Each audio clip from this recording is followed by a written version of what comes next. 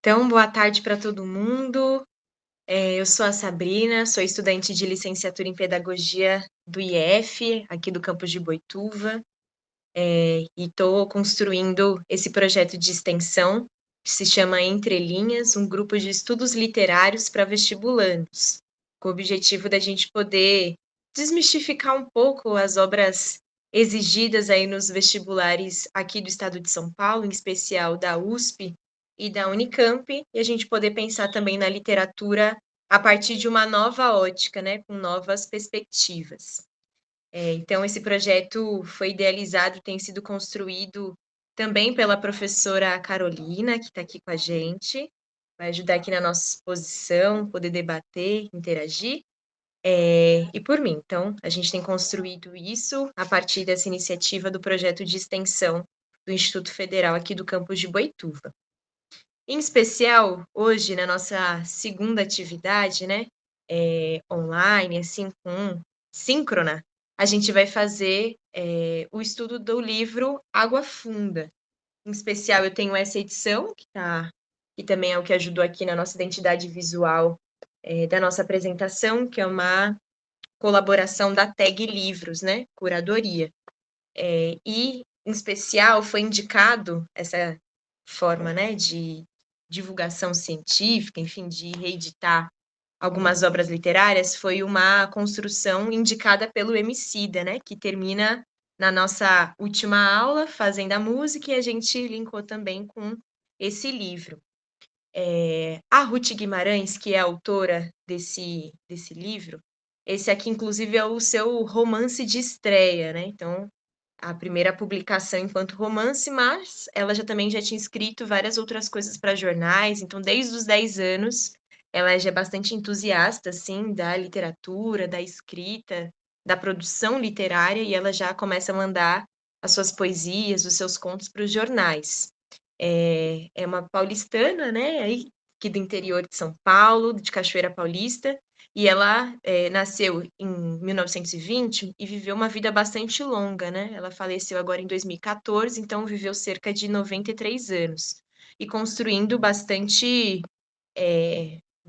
produções, assim, então, tanto em peças de teatro, quanto contos, enfim. Então, ela pôde explorar bastante aí desse território da escrita. E tem um elemento que é bastante importante, porque próprio vestibular da USP, né, que exige esse livro, mas também ela foi estudante dessa universidade, né? Então, numa época que ainda era mais difícil para as mulheres, em especial as mulheres negras, estudarem dentro de uma universidade pública, né? Então, ela também consegue avançar bastante, além de demarcar as escritoras negras brasileiras, né? Então, ela ajudou aí a abrir muitas portas para a literatura nacional que nós conhecemos hoje. E somente em 2008, então, 6 anos antes dela falecer, que ela é aceita aí na Academia Paulista de Letras. Então, foi um marco bastante importante, mas bastante tardio, né, pelo tempo de trabalho que ela teve. Foi professora também, então, viveu bastante tempo debatendo, construindo a literatura. Em especial no livro de estreia dela, em Águas Fundas, a gente vai poder olhar mais especificamente uma temática que ela gostava muito, que é essa questão da regionalização. Então, podendo sendo uma mulher do interior, também houve muitos elementos assim da sua própria vivência que caracterizaram a construção dessa obra. Então, alguns elementos aqui, eu tentei separar aqui 5 para que a gente pudesse pensar a partir da ótica de hoje, mas também dá para destrinchar esses e fazer dias e dias de debate para debater cada um desses elementos. Então, alguns elementos a gente vai contar um pouco da história e puxando algumas relações do que está explícito aqui, mas a intenção é que a gente possa refletir também como é que essa cultura caipira, como é que essa regionalização, assim, não somente da fala, mas das vivências, da sua própria bagagem, constrói o livro, mas também constrói várias outras produções culturais que a gente, de alguma forma, já viu, já ouviu ao longo dos anos. Então, 2 elementos aqui que são bastante importantes para a gente poder, assim, iniciar, né, esse processo. O primeiro é que A vida cotidiana, a contação dos causos, é um elemento bastante marcado na cultura caipira, assim, né? E que isso também vai se ver bastante presente no livro. Então, ele não é um livro corrido, ele é um livro com pequenos fragmentos, como se fossem pequenos episódios que vão se contando e se linkando de alguma forma para poder fazer sentido na história toda. E também um segundo elemento são as questões do tempo, dessa transição. Então, nós estamos falando de uma época que começa o livro em 1888, ali, um pouco após a abolição da escravatura, e a gente permeia ali mais uns 50, 60 anos de transição, então chegando a 1940, pensando num Brasil reformado, com uma política de embranquecimento, com uma política de construção de novas usinas, de construção da maquinaria mesmo, né, da própria indústria brasileira. Então, a gente vai entender como é que essas duas coisas, né, a vida do próprio campesinato, enfim, para essa transição dessa vida mais urbana. Então, o livro vai tratar um pouco desse cenário. E para a gente poder, então, já iniciar o que conta a história, o que a Ruth Guimarães conta em Água Funda, nada melhor do que contar um caso, contando de fato como um caso, né? Então, hoje a gente conhece o caso como a fofoca, e a gente deve poder pensar nisso também. Nós temos aqui uma árvore genealógica, porque quem conta a história está tentando contextualizar e dizer, olha, isso que eu estou dizendo aqui é verdade, mas não precisa só acreditar na minha palavra, porque eu vou contar dados, fatos, para que isso de fato prove que eu estou falando a verdade. Então a história começa apresentando uma sinhá, uma menina Carolina, filha aí de pais de fazendas muito ricas, com muitos patrimônios, que estão vivendo essa época aí do fim da abolição, então se adaptando a um novo Brasil, um novo contexto de trabalho. E essa sinhá se apaixona, jovenzinha se apaixona, decide então que ela vai de fato casar. E os pais estão dizendo: olha, a gente não acha que seja um bom indivíduo, mas tudo bem, se quer casar, vamos deixar casar. Aí, assim, apaixonada, vamos falar, vamos casar com o Miro. A família disse que não, mas eu tô apaixonada.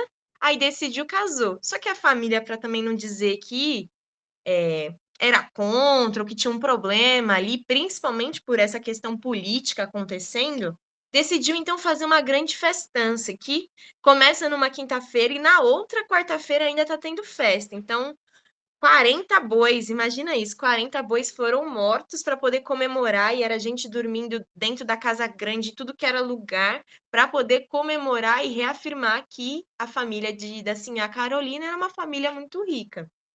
E apaixonada, achou que tudo eram flores, né? Mas o próprio autor aqui, o próprio personagem que nos conta essa fofoca, diz o seguinte, que é ditado dos antigos: casamento que começa com foguete, acaba com porrete. Então, se quer comemorar demais antes de conhecer, precisa tomar cuidado. E acontecendo a história, passando-se os tempos, os dias, o Miro, que já começa a desencantar um pouco ali assim a Carolina, começa então a se apaixonar por todas as outras moças que ele encontra pelo caminho. Então, qualquer mulher que ele encontra no caminho, ele decide ter uma relação. E assim a Carolina, com vergonha, que os pais já tinham alertado disso, decide que não vai fazer nada. Vai fingir que não tá vendo, se esconde um pouco na casa da irmã, cada um vai para um lado. E quando o Miro fica arrependido, querendo, né, ter um carinho da assim a Carolina, ele chama ela de volta, chora no colo, diz que tá arrependido, assim, acredita, e a vida vai acontecendo. Só que isso aconteceu por muito tempo. E esse tempo foi passando e assim a Carolina foi ficando assim, com o coração mais duro. Então, foi deixando de ser boba e ficando com mais raiva, e até que chegou um dia que ela começa a tratar todas as outras pessoas muito mal, que tá machucada, tá magoada, então nada de nenhuma relação boa vai sair dali. E ela descobre que tá grávida, da sinhazinha Gertrudes. Então a gente já tá vendo que essa marcação aí da própria nomenclatura, né, ainda tem bastante dessa herança da própria escravidão. Mas todos os trabalhadores da fazenda chamam aí as duas mulheres, né, as duas herdeiras de sinhazinhas. E a Sinhazinha, quando nasce, a Gertrudes, o pai, o Miro, que era aquela pessoa que saía com todo mundo, que traía sua esposa, fica tão apaixonado, com uma vontade de ser pai, que decide tomar um jeito na vida, criar a filha bem criada e fica mais feliz, mais encantado e querendo construir a família dos sonhos, a família de Margarina com a Sinhá Carolina. Mas isso já não dá mais, porque a Sinhá tá com uma raiva profunda dele. E essa raiva é tanta que um dia ela contrata uma trabalhadora para poder cuidar do lar e etc. E a trabalhadora pede para ela com muita vergonha, mas também com muita coragem, que ela queria que o marido dela também fosse contratado pela Sinhá Carolina para trabalhar ali na fazenda. E a Sinhá com raiva, falando: Nossa, mas essa pobre coitada quer também trabalhar, ainda viver um amor? Eu que não posso viver, então ninguém vai viver também. E muito bruta, diz para essa mulher que ela não pode. E é aí que começa o grande problema da vida da Sinhá Carolina. Porque essa trabalhadora roga uma praga nela, e essa praga começa a se perpetuar de geração em geração, tempos em tempos, e a vida dessa Sinhá começa a andar de mal a pior a partir dessa praga aí que é jogada nela. E olhando isso tudo, pensando um pouco do destino, então, coitada, né? Sinhazinha Carolina, a gente pode pensar aqui que por conta de um amor infeliz, né, por não ter escutado os pais, por ter tomado uma decisão aí de cabeça dura, de cabeça feita, vai ter um destino duro também, né? Então, um marido que não é muito bom, e as coisas vão se desenvolvendo, e é os empregados que se rebelam contra ela, e ela vai sentindo que a vida dela tá desandando ali um pouco, mas a grande questão é que a dona, assim, a Carolina, quando tem a sua filhinha, assim, a Zinha Gertrudes, quer que essa seja o triunfo da família, então que ela dê certo, que seja essa nova geração de que vai fazer as coisas andarem para frente. Mas assim, a Zinha Carolina não saía de casa, não tinha uma relação, não queria falar com ninguém, tinha vergonha de ser falada no meio de todos os outros empregados de que ela estava sendo traída pelo marido. E como ela não saía de casa, a menina, Sinhazinha, a Gertrudes, a filha, tinha que brincar com as pessoas da fazenda.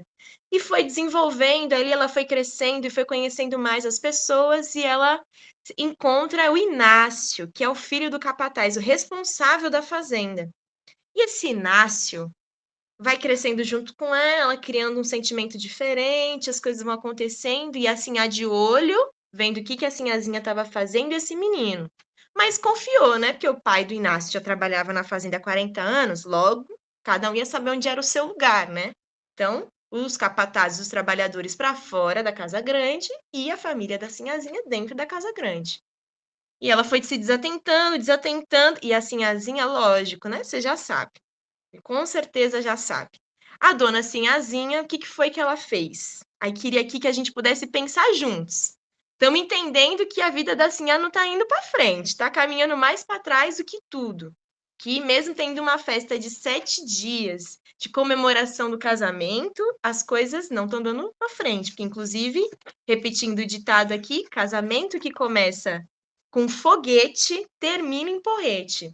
Aí queria que vocês pudessem pensar, e aí quem quiser falar no microfone ou quiser digitar aqui no chat, que ditado popular vocês acham que vai se encaixar com o final da história aqui da Sinhazinha, com relação à sua mãe?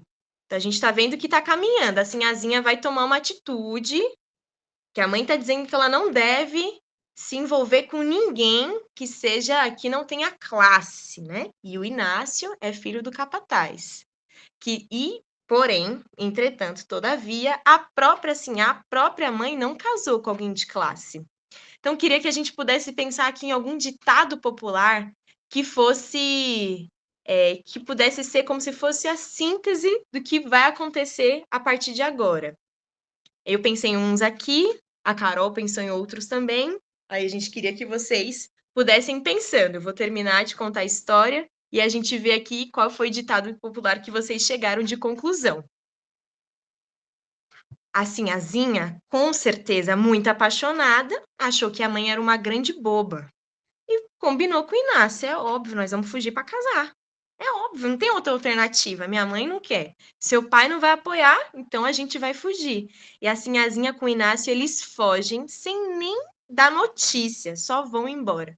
Quando a mãe descobre, assim, a Carolina descobre, ela já ficou tão brava, e disse ainda pro pai do Inácio, pro capataz: por favor, me conta onde é que ela tá, porque eu vou me arrepender. Eu vou dizer pra ela que tá tudo bem. É melhor ter ela comigo do que viver sem ela. É melhor aceitar com quem ela vai casar, que ela case por amor, que ela viva a vida dela, do que viver sozinha aqui, né? Porque nesse caso, o Miro aí, por praga, segundo assim a Carolina, pela praga da empregada que não deixou, que não aceitou a resposta da Sinhá, ele morreu andando de cavalo, saindo nessas andanças aí para poder encontrar mais uma mulher aí, mais uma aventura extraconjugal. E assim, a Zinha desesperada, porque o marido já tinha morrido. A filha cresceu, se apaixonou, se rebelou e foi embora, pediu para tudo e mais um pouco para que a filha pudesse voltar. Contando essa primeira parte da história, isso tudo, gente, acontece nos 2 primeiros capítulos do livro. Toda essa fofocaiada que chega pra gente acontece nos 2 primeiros capítulos. Queria ver com vocês, o que vocês acham? Pensando, assim, nessa história, né, enfim, qual que é o ditado popular que a gente consegue usar aqui para falar sobre as ações da Sinhá Carolina?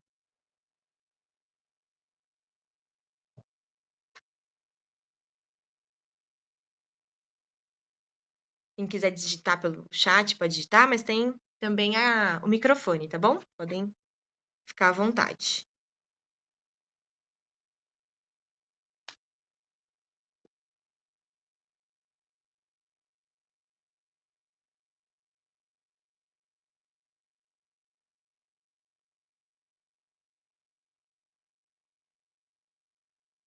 Eu vou colocar uns aqui para ver se ajuda.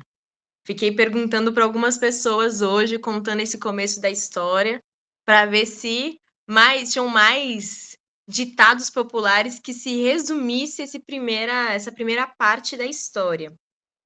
E aí aqui a gente chegou em 5, mas se alguém tiver mais, vamos adicionando por aqui. O primeiro é que não pode cuspir para cima que cai na testa. Então não adianta dizer que os outros não podem casar por amor se você mesmo já casou por amor. O mundo dá voltas, quem faz com ferro, quem fere com ferro será ferido. Um dia da caça, um dia do caçador. Aqui se faz, aqui se paga. Então, essa primeira parte da história coloca para gente esses elementos de que o destino, de que essa volta que o mundo dá, sobre essa movimentação mesmo, em especial a utilização da água, ela é bastante importante. Ó, filho de peixe, peixinho também dá para acrescentar esse. Então, para a gente poder pensar nessa característica, né, de que a cultura, em especial aqui, já vamos escrever, ó, que em especial a cultura caipira também coloca um elemento importante, que é esse sentido de destino, das coisas predestinadas, e que as coisas estão bem juntas, bem casadas ali nessa trama. E podendo pensar nisso tudo aqui, então, nesses ditos populares, e que as coisas vão se modificando, né? Que não adianta fazer e achar que não vai voltar para você, usando mesmo esse entendimento de mundo, queria avançar um pouco mais na história. Porque depois do marido ter morrido, da filha ter ido embora e nunca mais ter dado notícia, a Sinhá ficou assim, ó, desesperada. E ficou ainda mais dentro de casa. Os trabalhadores, assim, relatavam que viam de vez em quando uma mulher passando na janela, mas não tinham mais informações. E o pai do Inácio, que era o capataz que trabalhava anos e anos e anos na fazenda, ficou com tanta vergonha do que o filho fez que foi pedir as contas para Sinhá. Pediu desculpas, enfim, mas disse que o filho era um bom menino, que com certeza eles fugiram para casar e que eles seriam muito felizes, mas foi embora. E quando ele vai embora, A Sinhá, que já é uma mulher viúva aqui, tem a fazenda, o seu dinheiro só para si, precisa fazer com que a fazenda continue dando lucro para poder manter a sua própria vida e o seu próprio estilo de vida. Então, ela vai procurar outros capatazes, outras pessoas para esse trabalho. E entra um e sai outro, e um ela diz que é preguiçoso, o outro ela diz que é briguento demais, o outro não dá certo com os outros trabalhadores, e vai se criando, assim, é uma rotatividade muito grande, até que um dia ela encontra um estrangeiro, inclusive nesse recorte aí dessa política de embranquecimento do Brasil, com a vinda desses trabalhadores europeus, né, para o solo brasileiro. Chega um estrangeiro, começa a trabalhar aqui, enfim, até que tá dando certo, até que ele faz a fazenda caminhar para frente e tudo mais. Porém, num dia comum, sem nada inscrito, assim, um vento diferente passa nessa fazenda, na fazenda Olhos d'Água. E quando passa esse vento diferente, chega um forasteiro e vai pedir lá na Casa Grande um trabalho. Bate lá na porta. E assim, a já mal-humorada, como todo mundo bem conhecia como ela era, olhou para o moço, já ia dizer para ele que não tinha emprego, que era para ele ir embora, mas quando ela olha no olho dele, um negócio diferente acende no peito dela. E quando isso acende, ela fica: que é isso que eu tô sentindo? Não me lembro mais. E aí tem umas bocas aí que dizem que é porque ela já estava ficando velha, sozinha, ficou com medo de ficar para trás, de morrer na solidão. Outros dizem que foi amor à primeira vista. Não se sabe bem. O que se sabe é que ela mandou o capataz antigo embora, contratou esse fulaninho novo, e em poucas semanas era um tal de capataz entrar na casa da senhora e demora.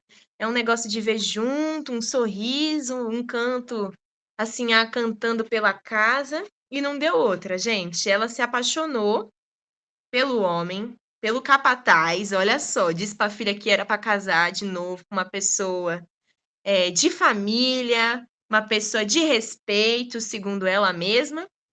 E mesmo assim, não adiantou. Se apaixonou pelo homem, só que agora tem um segundo elemento, que ela ficou com vergonha.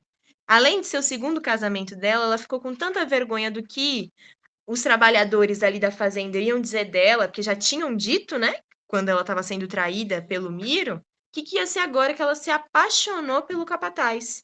Então ela toma uma decisão e a irmã, todo mundo falando: olha, vai com calma, a gente acha que esse cara quer só o seu dinheiro, não vai com tudo, vamos devagar, espera um tempo. E ela: não, não, não, vou casar, tô apaixonada, a gente vai viver uma vida linda, a gente vai pro Rio de Janeiro, vamos ver tudo que há para viver, nós vamos, assim, de fato, sermos muito felizes.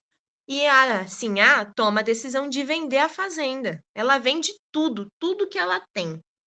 Faz as suas malas, 2 malas, uma com dinheiro, outra com as roupas, e eles vão embora depois do dia do casamento. Na lua de mel vão para o Rio de Janeiro e não vão voltar nunca mais.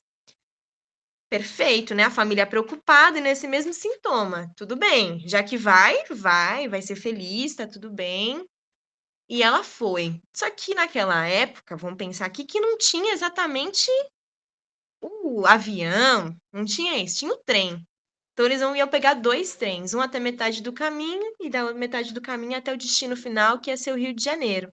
Na metade do caminho, o marido, o novo capataz aí, que agora é o grande marido, o grande senhor da ex-fazenda, diz para ela: fica aqui sentadinha no banco que eu vou comprar passagem, né? Ficar tranquila. E ela fica sentadinha, vê que tá demorando 15 minutos, 30 minutos, 1 hora, 2 horas. Quando deu 3 horas de espera, ela achou que tinha alguma coisa muito errada e foi atrás começar a procurar.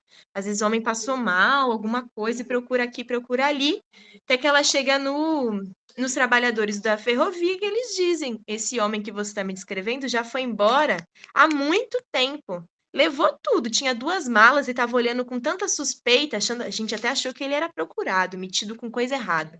E a mulher descobre, assim, a herdeira de uma grande herança, descobre que foi abandonada pelo novo marido, que não deixou nem os vestidos, nem as ciroulas, deixou para ela. Ele levou tudo. E assim, só restou a chorar. Então, mais uma vez, nessa parte da história, que finaliza primeiro trecho, a primeira período da história, retrata exatamente o que a gente viu aqui nos nossos ditos populares, que, de fato, a roda girou e parou no mesmo lugar, né? Então, assim, a de grande dona de fazenda deixa de ter tudo, né? Então, passa a não ter nada e passa a viver necessitando de ajuda. Queria, inclusive, ver se alguém aqui pode ler em voz alta a epígrafe, né? Então, o trechinho que abre o livro.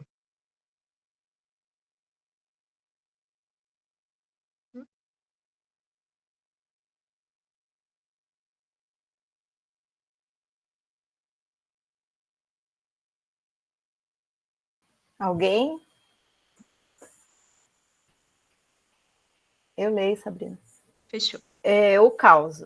Estas coisas aconteceram em qualquer tempo e em qualquer parte. O certo é que aconteceram. E, como sempre se dá, ninguém aprendeu nada do seu misterioso sentido. Essa é a frasezinha que abre o livro, gente. No sentido de poder mostrar que a história ela está se repetindo. E estamos falando disso de destino, que a gente precisa aprender com outras pessoas, aprender com a história dos outros, porque existe de fato esse misterioso sentido, né? Então, esse destino que faz com que a gente, como diz o ditado, pague aqui o que se faz aqui. E essa própria parte desse misterioso sentido retoma um elemento importante, porque a Ruth Guimarães escreve o seu livro bebendo bastante da fonte do modernismo já na sua terceira fase. Então, pensando nessa própria inovação e tradição, que a gente vai falar um pouquinho mais para frente, mas pensando bastante sobre como esse elemento misterioso do destino, enfim, ele envolve também a vida das pessoas, ele transforma, é, reorganiza a vida das pessoas. Em especial, a gente pode até categorizar a Ruth Guimarães como uma escritora do realismo mágico, né? Que apesar da vida ela ser real, mas existem elementos que nós ainda não conseguimos descrever o que são, a gente pode atrelar para o sentido religioso, para o sentido da própria magia, de que há elementos que vão interferindo na vida das pessoas. Então, o realismo mágico é uma forma, né, é um modo de escrever também a literatura para poder permear aí esses elementos. E o próprio título do livro, ele é explicado quando termina essa primeira parte, né, da água funda.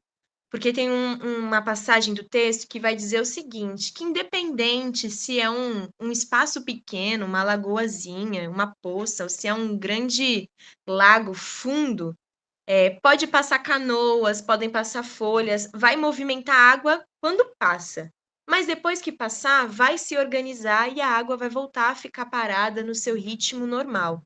Então, apesar de tudo acontecer, as coisas tendem a ir para o seu ritmo natural. Então, pensando também nessa própria questão do destino e pensando também nessa própria questão que as questões regionais, que também tem uma influência muito grande da religiosidade, dessas próprias questões perpassadas pela fala, né? Isso também marca bastante a história, isso marca bastante a própria escrita da Ruth Guimarães. Então, falar de Água Funda é falar sobre esse sentimento, esses ensinamentos que a gente vai aprendendo quando criança e se enraizam na gente. Então, em especial com a questão da regionalidade, tem a ver bastante com isso, né? Com esse aprender de um para o outro, de pai para filho, e etc. Nessa segunda parte aqui, então a gente já escutou a primeira parte da história, já entendemos do que se trata, de um grande ponto, de um grande causo, para poder dizer que a gente precisa ter relações melhores, tratar as pessoas melhores, porque aqui se faz, aqui se paga. E era importante a gente também poder pensar nessa outra característica da escrita da Ruth Guimarães, que é essa questão da regionalidade. Então, dessas marcas na escrita, que ela não banaliza, né? Então, não faz negócio para ficar caricato, né? Essa marcação da fala, do sotaque mesmo, né? Mas ela usa isso como uma ferramenta para deixar bem escrachado de quem é que está falando, como fala e etc. Então, nesse trecho específico aqui, está falando do capítulo 2, que é quando a Gertrudinha, né? Então, a filha está ficando doente, enfim, mas o filho do capataz está vindo cuidar dela, ele tem um carinho por ela, então já são os primeiros sintomas do amor. E começa assim: Gertrudinha, é a mãe falando, né? Gertrudinha tá ficando perdida de tanto mimo, está luxenta. Também qualquer dia pede a lua e Messê atrás. Aí o apaixonado, o homem apaixonado diz: dona, se não tivesse tão alto. E um dia que a Sinhazinha, por causa da reinação, caiu no rio e quase se afogou. Ele veio com ela sem sentido nos braços, desesperado da vida. Ela voltou do desmaio com um febrão que queimava, por causa da friagem da água, ou do susto, não sei. Inácio não arredou o pé de perto da cama 2 dias e 2 noites. Então, esse trechinho aqui, primeiro conta essa parte, né, desse amor que era mesmo uma construção, mas essa própria marcação, né, dessa tentativa de expressar aquilo que estava acontecendo. Então, não era uma febre alta, era um febrão. Imagina quanto é que essa menina não estava queimando, ardendo em febre. E esse próprio termo aqui, o luxenta, ela estava luxenta, então estava mimada, estava... Hoje a gente tem o luxando, né? Então, essas marcações também vão aparecendo ao longo do texto, e isso ajuda a gente também a entender de onde vêm as pessoas, de onde vêm os personagens. E como eu disse, o destino ele está bastante presente nessa história, que é uma história bastante curtinha, tem 180 páginas, mas como a própria Sinhá, que perdeu tudo, vendeu a fazenda antes de ir embora, a história continua porque a fazenda continua. Os trabalhadores continuam na fazenda. E isso marca um elemento importante, porque quem compra a fazenda foram acionistas, né? Então, eles compram a fazenda para construir uma usina, ali usina em especial, né? Da cana-de-açúcar, mas eles vão achando outras coisas para plantar, para poder desenvolver, então eucalipto, e vão trazendo coisas e vão inventando coisas aqui para fazer. E o livro passa no mesmo lugar, na mesma fazenda, em Olhos d'Água, e o que passa, o que perpassa são as pessoas. Então, essa água funda também tem a ver com a história do lugar, né? Com a história do território. Então, como eu falei, o período do livro ele vai passar e ele tem um pulo de 50 anos, né? Então, 50 anos depois que essa usina também chegou nessa fazenda, né? Então, trazendo essa inovação, mas ao mesmo tempo mantendo uma tradição. E essa tradição ela é mantida pelas formas de trabalho que os trabalhadores vivem nessa fazenda. Porque antes nós estávamos falando do período da escravidão e esse período assim muito duro para os trabalhadores, mas que mesmo com a abolição da escravatura em 1888, as condições de trabalho desses trabalhadores e dos seus filhos, dos seus netos, não passam a melhorar. Elas vão sendo exploradas de formas diferentes, mas a exploração ela continua.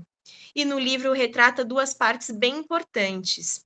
A primeira é essa exploração da parte da própria usina, então dessa mão de obra construída pelas máquinas, né? Então agora mais um instrumento de utilização, de manufatura ali, utilizada pelos trabalhadores para que se gere mais conteúdos, para que se extraia mais, para que se plante mais, para que se colha com mais rapidez e eficiência.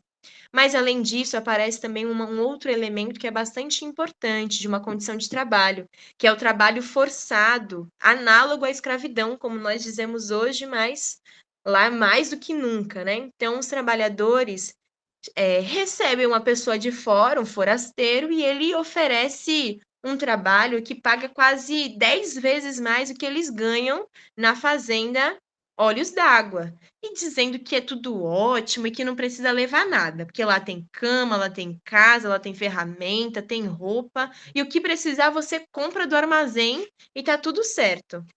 Só que os trabalhadores vão se encantando, vão ficando, é verdade, a gente precisa, olha só que incrível, ganha 10 vezes mais e tá tudo mais simples, mais fácil, não vamos trabalhar debaixo do sol. E perto da viagem que esses trabalhadores se organizam para ir para essa nova fazenda, abrir caminho, construir estrada, um trabalhador muito antigo da fazenda volta e volta desse lugar aí para onde esses trabalhadores queriam ir, dessa abertura das estradas. E ele conta que o trabalho de lá, na verdade, é uma exploração, é uma escravidão moderna, né? Então, eles trabalham nesse lugar, não recebem dinheiro como pagamento, recebem os vales, os tickets, e só aceita o ticket o dono do armazém. Então, o próprio patrão vende os próprios alimentos, só que tudo é cobrado. Então, os trabalhadores nunca têm dinheiro, vão ficando mais endividados. E eles vão fazendo um trabalho análogo à escravidão.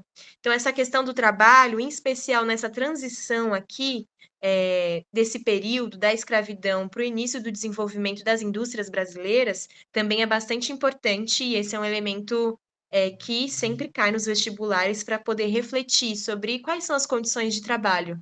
Elas mudaram significativamente depois do período da escravidão, ou a gente ainda vive trabalhos análogos à escravidão de formas diferentes, né? Então, a intenção do livro também é abordar isso de alguma forma, e a gente aqui também pode aprofundar isso mais profundamente. Aprofundar mesmo e chegar nessa água funda aí que a Ruth Guimarães nos exige também refletir. E caminhando aqui, inclusive, já para o nosso final aqui da nossa exposição, a segunda parte do livro, nesses últimos 50 anos, além de falar sobre essas condições de trabalho da usina, enfim, desses novos trabalhadores que estão chegando, dessa hierarquia, então, do patrão, do patrão, do patrão, que trabalha lá com os trabalhadores, enfim, também chega uma história bastante curiosa, que é do Joca e da Curiango. O Joca é um trabalhador rural, que inclusive foi um desses que quase foi trabalhar aí nessa abertura das estradas, enfim, nesse trabalho bastante exploratório, mas ele muito tímido, com muita vergonha, ele se apaixona por Curiango, uma mulher linda, que ele diz que as próprias curvas do sorriso ou do corpo se lembram como que eu vou dizer aqui? Esse andar, o Machado de Assis vai dizer que são as ressacas, né? A ressaca do mar que vai e vem. O Joca também vê um pouco disso quando ele olha para Curiango, né? Então, ele vai se apaixonando, mas com vergonha, meio tímido, sem saber como dizer, sem ter as palavras certas, como ele diz, né? Sendo somente um homem do campo, da roça, ele diz que não tem palavras suficientes para poder dizer para essa mulher que ele acha extraordinária. Então, essa timidez vai tirando ele um pouco de sério, e colocando ele em situações cada vez mais contraditórias, e ele vai ficando meio desesperado, mas apaixonado por essa mulher, e ele toma uma decisão. E aí vamos lembrar de novo do destino, de que todas as nossas ações têm uma consequência. O Joca decide ficar escondido atrás de uma moita, esperando a Curiango passar, porque naquele dia ele tomou a coragem de dizer que estava apaixonado. É hoje, então vou ficar aqui. Só que quando ele estava escondidinho, embaixo da moita, ele viu que a esposa de um dos melhores amigos deles também estava escondida ali na mata. E ele conseguia ver ela não conseguia ver ele. Tomou um susto tão grande, falou: é melhor eu ir embora, porque se alguém me pega aqui, vão achar que eu tô olhando para a mulher dos outros. E nesse sentimento de que vou ter que ir embora, vou ter que ir embora, ele, quando estava levantando para ir embora, essa mulher encontra quem é que ela estava esperando, escondida na mata, que era um outro homem, que não era um amigo do Joca. Então, a mulher que se diz tão apaixonada pelo amigo dele está tendo um caso. E ele fica assim: e agora? Será que eu conto ou não conto pro meu melhor amigo? Eu sei que ele é apaixonado por ela, eu sei que ele faz de tudo por ela, dá um jeito, vira o mundo de ponta cabeça para fazer ela feliz e ela tá traindo ele. Será que eu conto? Ou ele vai achar que eu tô aqui com esse sentimento de inveja porque a Curiango não me dá bola? Então ele fica nessa grande incógnita e isso vai tomando parte da sanidade dele. Qual é a decisão que ele deve tomar? E pensando nisso tudo, nessa qual é a decisão que ele deve tomar, o Joca vai ficando desesperado e ele vai perdendo, além das condições de trabalho, além dessa grande pressão social, o Joca vai perdendo a sua sanidade mesmo. Então, ele começa a utilizar uma grande figura, que é a Mãe de Ouro, né? Um folclore regional que diz que cobra daqueles, né? Então é a figura que vem e que cobra daqueles que não cumprem com a sua palavra ou que são exploradores com outros, enfim, e ele vai perdendo os seus sentidos e vai tendo alucinações. Então, ele vai perdendo mesmo a sua sanidade mental no meio disso tudo. E a Curiango, que já ficou apaixonada, decidiu casar, vai vendo o adoecimento e o definhamento mesmo do próprio companheiro durante esse tempo. Então, o livro vai abordar questões bem sensíveis, assim, da própria vida, das relações e tudo mais. E queria que a gente pudesse aqui, inclusive, fazer o exercício de poder pensar nessa caracterização da vida, né? Sobre essa justificativa de que, para ele, para o Joca, o problema dele tá ficando, não tá ficando são da cabeça, é porque ele não cumpriu com a palavra de amigo, não foi o leal do começo até o fim. E vários outros elementos, né? Porque ele demorou tanto para falar com o Curiango, porque ele disputou ela com outro homem, enfim, então esses vários elementos que ele diz que é o destino que está cobrando dele se personificam nessa figura imaginativa que é a mãe de ouros, né? Podemos até pensar no nosso folclore, então, no Saci, na Cuca, enfim, nessa pessoa que ele vê, ele sente a presença, ele olha, ele transpira de medo e ele sente que isso é o destino dele. E pensando nisso tudo, a intenção é que a gente pudesse caminhar aqui a nossa aula para finalizar com essa música, que é a Romaria, uma música escrita pelo Renato Teixeira, para poder pensar também sobre como todos esses elementos que a gente mencionou, então, sobre essa a regionalização, né, das próprias palavras, enfim, mais especificamente o sentido sensorial, essa questão mais da crença, dessa superstição, como é que isso também se aparece em outras músicas caipiras que a gente conhece, mas também nesse sentido dessa relação com a vida, com a natureza, com essa simplicidade. Então, eu vou colocar aqui para a gente poder escutar, e queria também que, se alguém já tiver alguma coisa para falar, já vai se preparando para a gente poder abrir também o nosso debate, tá bom? Então, eu vou compartilhar aqui com vocês a minha tela.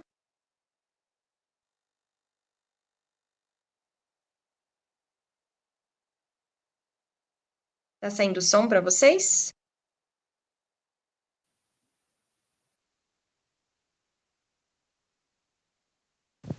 Não, Sá. Não.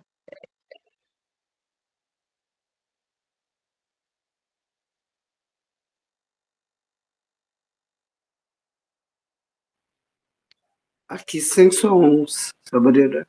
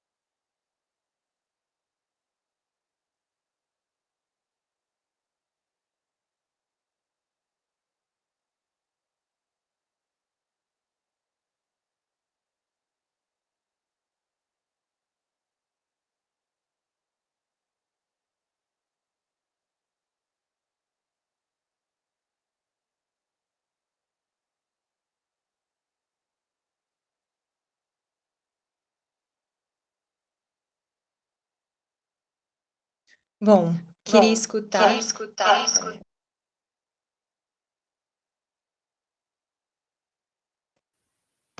Pronto, agora estou escutando vocês só por um lugar só. Queria escutar, primeiro, né, quais foram as comparações de alguns trechos da história, enfim, com essa música, que a gente consegue ver que a cultura caipira se repete algumas vezes, né? Então, algumas marcações desse compartilhamento dessa cultura. Queria escutar o que vocês conseguiram sentir de comparação, que é parecido, enfim. Esse é o momento da gente ligar o microfone, poder escrever também no chat.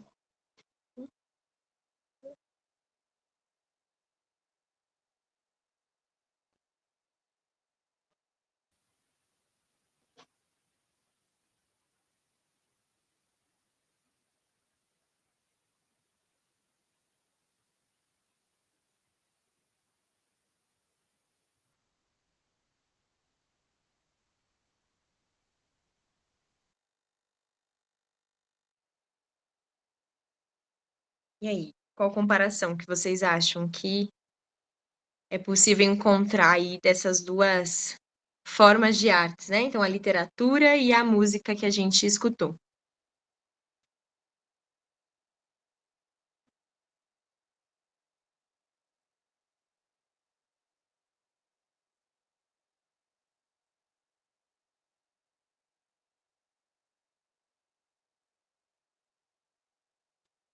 Posso começar aqui apresentando algumas coisas. A primeira é a palavra destino, que continua aparecendo na música, né? Então, ela vai aparecer em alguns momentos também da história, e principalmente a própria questão da religiosidade, né? Então, essa relação com aqui a Nossa Senhora, né? Mas no livro vão aparecer também várias outras santas e santos que esses trabalhadores pedem ajuda, pedem conselhos, pedem para livrar também dessas pragas e tudo aquilo que foi lançado para a vida deles, né? Que são esses encostos que não deixam a vida andar para frente.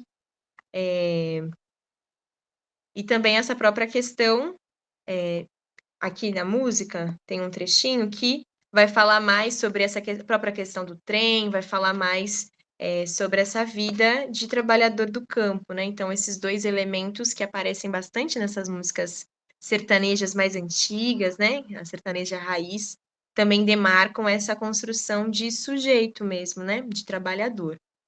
Queria ver se alguém pensou em alguma coisa diferente ou se gostaria também de fazer alguma colocação, colocar alguma dúvida, colocar alguma perspectiva, se já tinha lido o livro, se não leu. Esse é o momento para a gente poder conversar.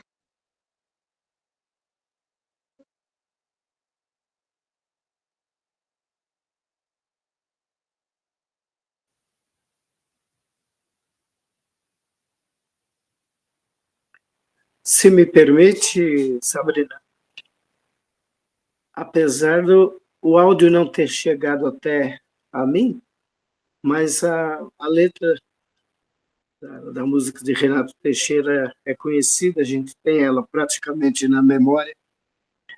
Um paralelo que eu faço é quando ele cita esse trem da minha vida, né, que faz referência aí durante o texto, que vai tocando o trem da vida. O que eu apreendo na história, aliás, queria cumprimentar quem escolheu para colocar na lista das leituras obrigatórias, foi muito feliz. É uma obra instigante que prepara o cidadão para mergulhar a fundo, né? E faz aquelas comparações, tem todo o contexto histórico da autora, a forma dela contar, ela comparada, inclusive, com os escritores do realismo fantástico, e que realmente a literatura dela é fantástica. Aí, voltando à história, o que a gente vê é isso, a crendice popular de tudo ter uma causa, e muito dessas causas são sobrenaturais, porque não conseguem explicar e se basear nesses ditos populares. E que a gente vê que a história, durante o decorrer que ela vai sendo contada, ela se repete. É praticamente a mesma história recontada várias e várias vezes em diversas situações. Assim a sinhazinha repetindo a sina, o marido que vai embora, o outro que vai morrer, e as mudanças das relações de trabalho, quando eles acham que tudo vai melhorar, na verdade está caminhando para tudo piorar.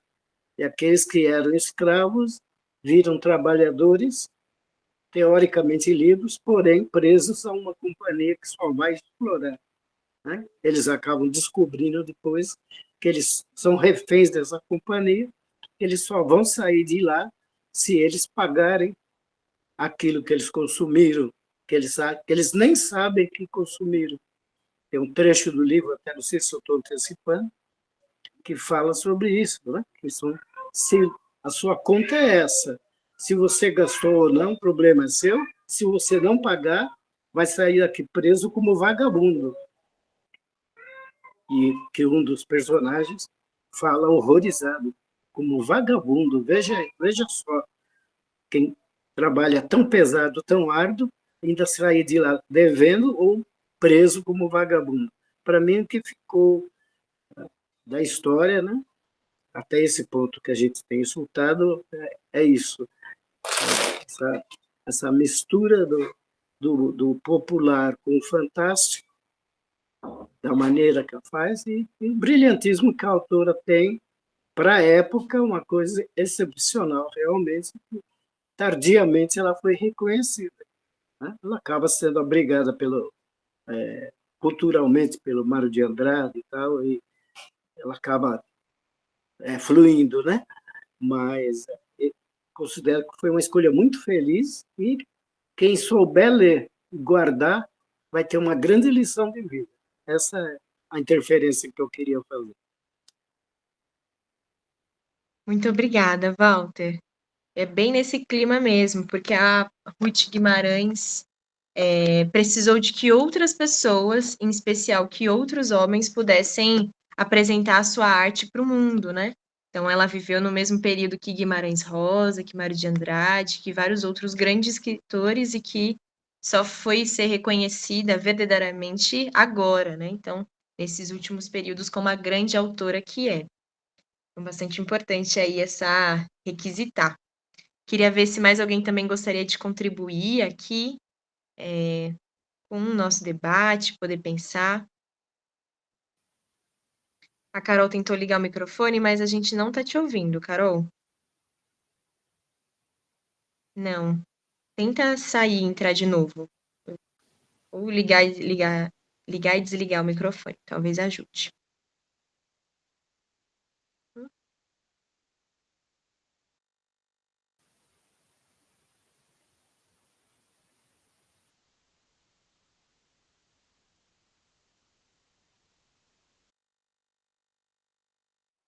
Então, enquanto a Carol está tentando entrar e voltar para ver se consegue ligar o microfone, queria ver também com os outros estudantes que estão aqui, o Raí, o Eduardo e a Maria de Lourdes, se alguém gostaria também de contribuir, poder pensar em outras coisas que pensou, que imaginou, se já tinha lido o livro.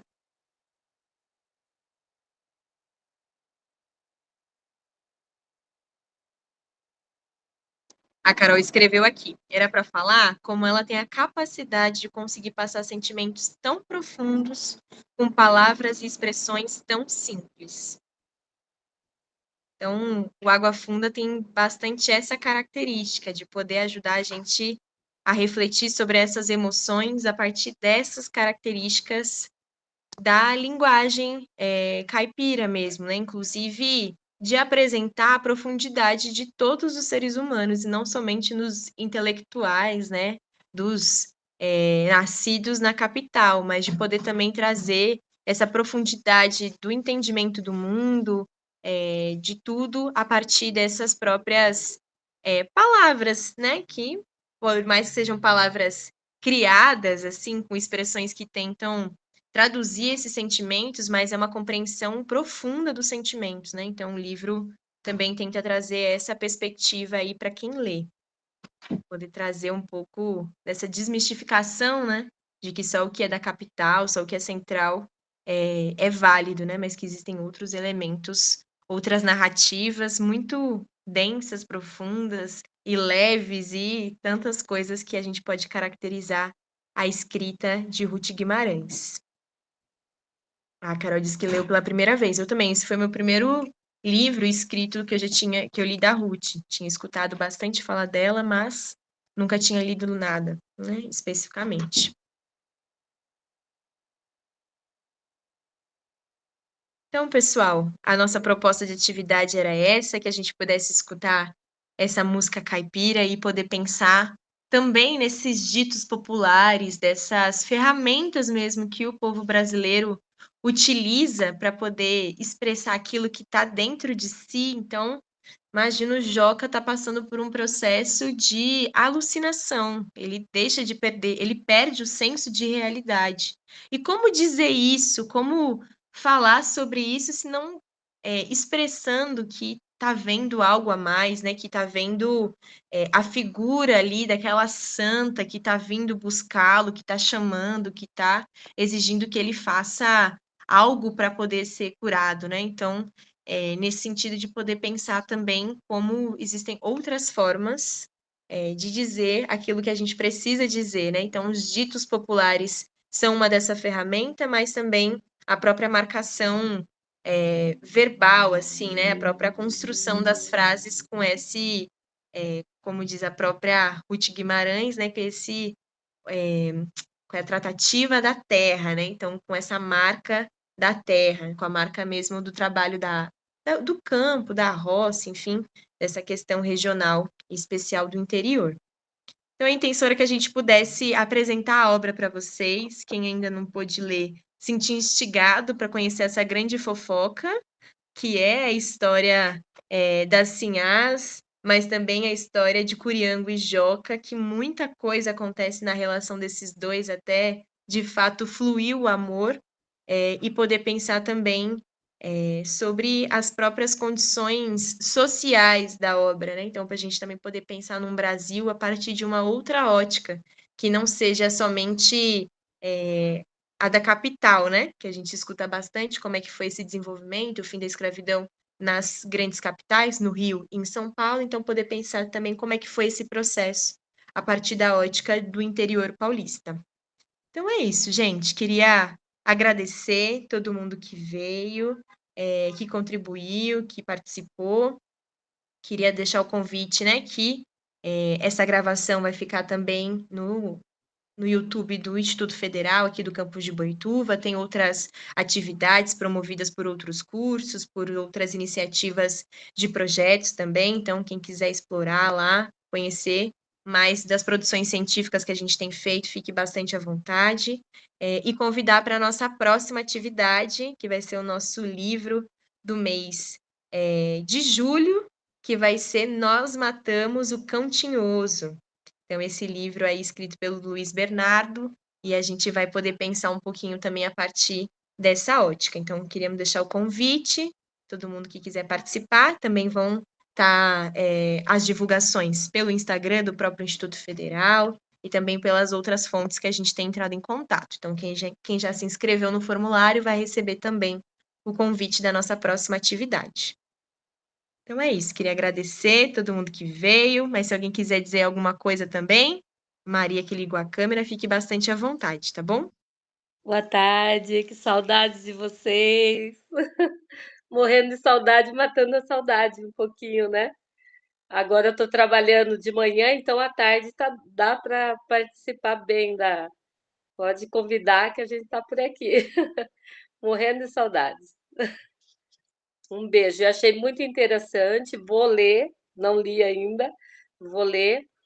E achei interessante também a questão da comparação, né, da música com o livro, a questão também de abordar as questões sociais, sobre a escravidão, né? Que a gente sabe que ela, querendo ou não, até hoje a gente ainda, né, se depara com o trabalho, né, esse trabalho análogo à escravidão, né, das donas das domésticas, né, das crianças. Então é muito interessante e eu não vejo a hora de ler. Vou tentar baixar aqui.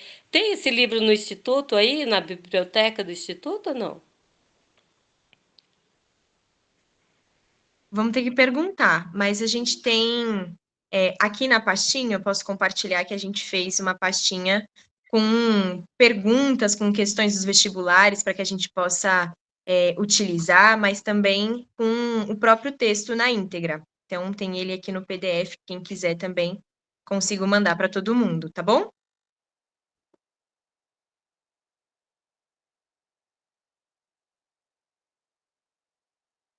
Ó, a Carol já dispôs aí do livro dela, que ela comprou especialmente para poder ler aqui para o nosso projeto. Então, já tem mais um para circular. Eu consegui o exemplar físico na Biblioteca Municipal de Americana. Eu creio que ela deve estar disponível em todas as bibliotecas municipais. Inclusive, eu tive a felicidade de, estou com ela aqui, a felicidade de receber um exemplar, que ela tem uma ilustração da Tarsila do Amaral na capa.